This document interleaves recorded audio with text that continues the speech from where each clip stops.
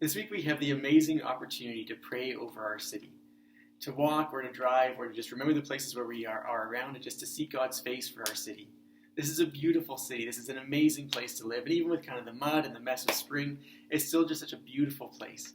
It's a lovely space to be. I've been thinking a lot this week about just the beauty of the cloud formations here and how magnificent the skies are and the richness of the green all around us. It's an amazing place to be.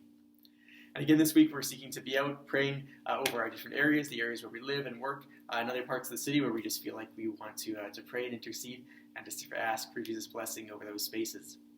This morning as I was praying, walking from my house to the church, a few different things came to mind. I was praying about the sense of loneliness that so many people feel, about the sense of fear that there is, fear of the outcome of the situation or the sickness itself, or all kinds of different dynamics going on in households, and how much fear there just is within our society and within our city these days. Another interesting thing that came to mind for me was to pray about people's the sense of their insecurities, and that during this season many people's insecurities are being magnified, and the ways that we feel weak or small or insignificant, or the unkind things that have been spoken over us over the years, and how those things just feel more strong or more intense over the course of this season. And so again, I was praying that Jesus' life and light would move into those spaces, because I think it's a bit of a sense that otherwise our insecurities could move us towards a sense of despair. They could move us towards feeling powerless or tense or angry or frustrated in this current season.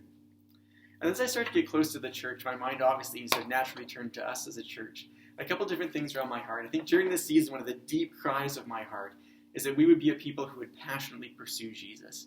That in this season we would go deeper and further with him than we ever have before.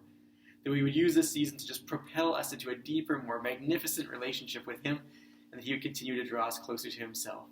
That we would hold back at absolutely nothing, that we would seek after him in absolutely everything. One of the other things that was on my heart as I was coming in was just the need of who we're called to be in this season. In John 13, again, as Jesus was gathered with his disciples on the night before he was crucified, one of the things that he said to them was, "By this will all people know that you are my disciples, if you love one another." It's one of our conversations this morning, Maria and I, was about this idea of what does it look like for us to be a church that really loves each other. And I was thinking about during this season, an intense season where there is so much fear and so much loneliness, so much isolation, where our insecurities are driving us to spaces of frustration and tension. What does it look like for us to be people who profoundly love each other? People who express a sense of grace and mercy and compassion to each other. People who live a very different dynamic than the world around us. The world around us could see Jesus and the power and the beauty of who he is by the way that we care for each other and love one another, even when we have disagreements about this current season. One of the dangers, I think, for us as a church during this season is that we can polarize. We can polarize into how we think we should be responding to this particular season, following regulations or not following regulations, engaging with each other or not engaging with each other. And in the culture around us, there is so much judgment, there is so much ridicule, there is so much tension, there is so much calling people out and calling them down over who they are and the decisions that they're making. And one of my prayers for us this morning is that we would be profoundly different. That we would be a group of people who are able to deeply and honestly love one another, even as we think different things about the current situation, even as we process differently. That we wouldn't be calling each other out or spouting all kinds of nasty things around, but that we would be people of a profound love for one another. That we could see the humanity of one another. That we'd seek to honor and bless and affirm one another, even when we see things differently.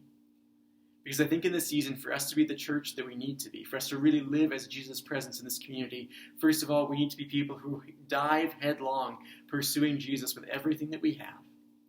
And that we also reflect faithfully and well a very different approach to life. And that we are able to love one another even with all of our differences. That we'll pursue him, that we will reflect him in the way that we think, the way that we speak, and the way that we care for one another. So those are some of the things that were on my heart this morning as I was praying and I just started walking around our city. Again, I'd love you to post some of the things that you've been praying about.